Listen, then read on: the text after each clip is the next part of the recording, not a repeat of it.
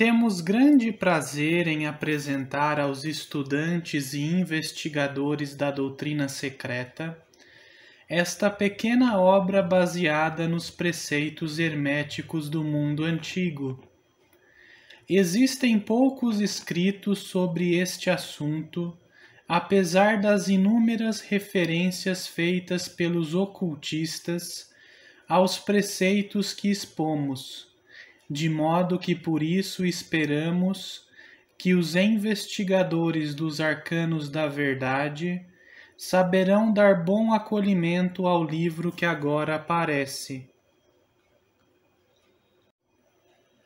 O fim desta obra não é a enunciação de uma filosofia ou doutrina especial, mas sim fornecer aos estudantes uma exposição da verdade que servirá para reconciliar os fragmentos do conhecimento oculto que adquiriram, mas que são aparentemente opostos uns aos outros, e que só servem para desanimar e desgostar o principiante neste estudo.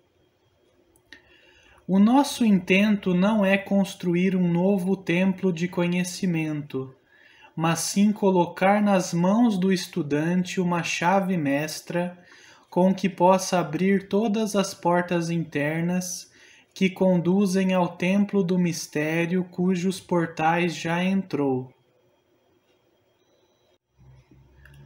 Nenhum fragmento dos conhecimentos ocultos possuídos pelo mundo foi tão zelosamente guardado como os fragmentos dos preceitos herméticos que chegaram até nós através dos séculos passados, desde o tempo do seu grande estabelecedor, Hermes Trismegisto, o mensageiro dos deuses, que viveu no antigo Egito quando a atual raça humana estava em sua infância.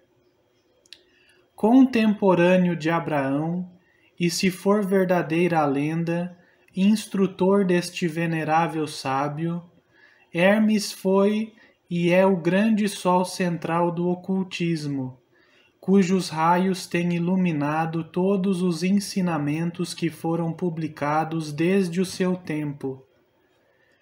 Todos os preceitos fundamentais e básicos introduzidos nos ensinos esotéricos de cada raça foram formulados por Hermes. Mesmo os mais antigos preceitos da Índia tiveram indubitavelmente a sua fonte nos preceitos herméticos originais.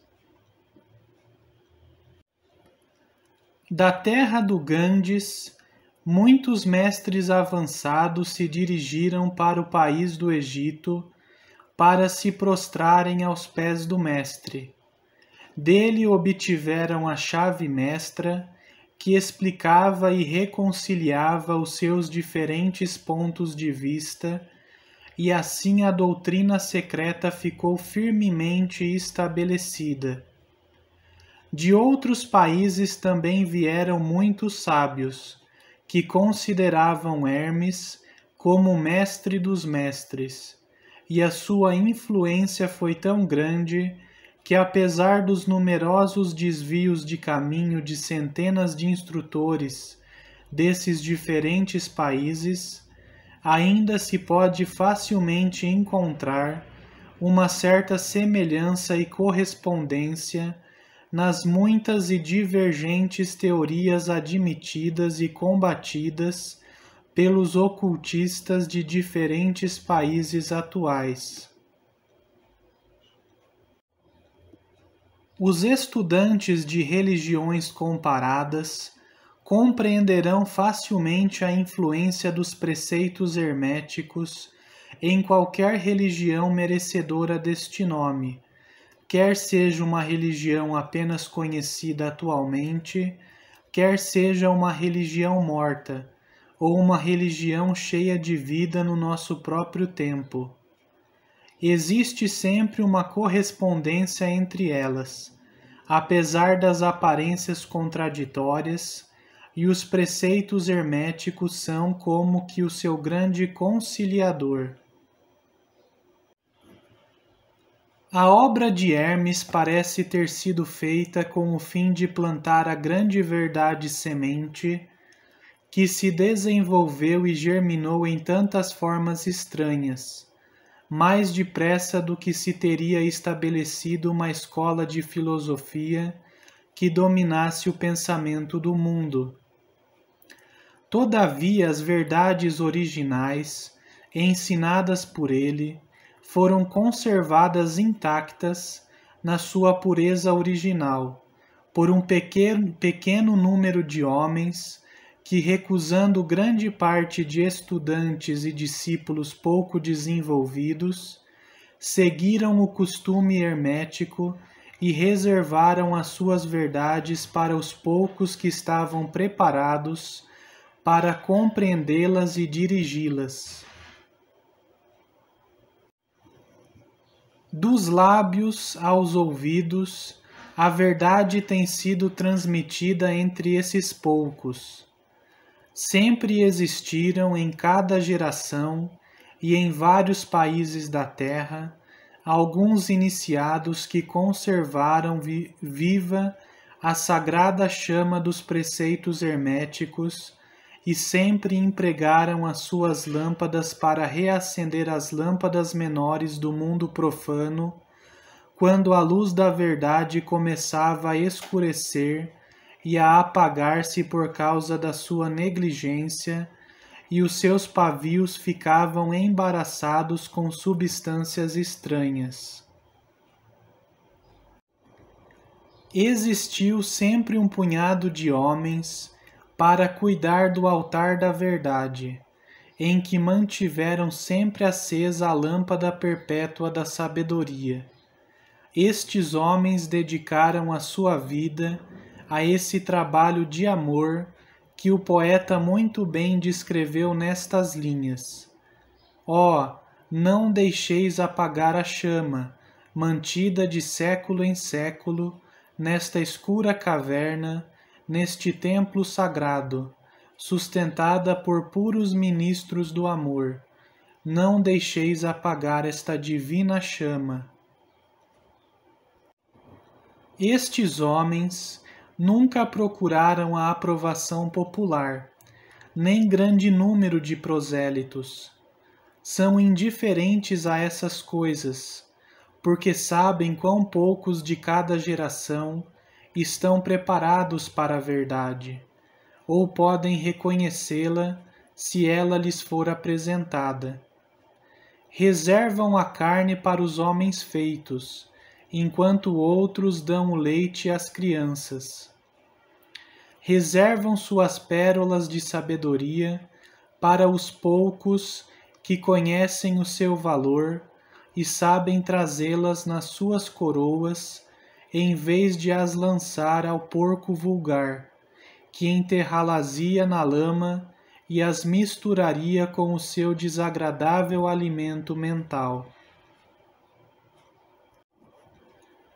Mas esses poucos não esqueceram nem desprezaram os preceitos originais de Hermes, que tratam da transmissão das palavras da verdade aos que estão preparados para recebê-la, a respeito dos quais diz o Caibalion: em qualquer lugar que se achem os vestígios do Mestre, os ouvidos daqueles que estiverem preparados para receber o seu ensinamento se abrirão completamente. E ainda, quando os ouvidos do discípulo estão preparados para ouvir, então vêm os lábios para enchê-los com sabedoria. Mas a sua atitude habitual sempre esteve estritamente de acordo com outro aforismo hermético também do Caibalion: os lábios da sabedoria estão fechados, exceto aos ouvidos do entendimento. Os que não podem compreender são os que criticaram esta atitude dos hermetistas e clamaram que eles não manifestavam o verdadeiro espírito dos seus ensinamentos nas astuciosas reservas e reticências que faziam. Porém, um rápido olhar retrospectivo nas páginas da história mostrará a sabedoria dos mestres, que conheciam que era uma loucura pretender ensinar ao mundo o que ele não desejava saber, nem estava preparado para isso. Os hermetistas nunca quiseram ser mártires, antes, pelo contrário, ficaram silenciosamente retirados, com um sorriso de piedade nos seus fechados lábios, enquanto os bárbaros se enfureciam contra eles, nos seus costumeiros divertimentos de levar à morte e à tortura os honestos, mas desencaminhados entusiastas, que julgavam ser possível obrigar uma raça de bárbaros a admitir a verdade, que só pode ser compreendida pelo eleito, já bastante avançado no caminho. E o espírito de perseguição ainda não desapareceu da terra. Há certos preceitos herméticos que, se fossem divulgados, atrairiam contra os divulgadores uma gritaria de desprezo e de ódio por parte da multidão, que tornaria a gritar: crucificai-os, crucificai-os. Nesta obra, nós nos esforçamos por vos oferecer uma ideia dos preceitos fundamentais do Kybalion, procurando dar os princípios acionantes e vos deixando o trabalho de os estudar, em vez de tratarmos detalhadamente dos seus ensinamentos. Se fordes verdadeiros estudantes, podereis compreender e aplicar estes princípios. Se o não fordes, deveis vos desenvolver, porque de outra maneira os preceitos herméticos serão para vós somente palavras, palavras, palavras.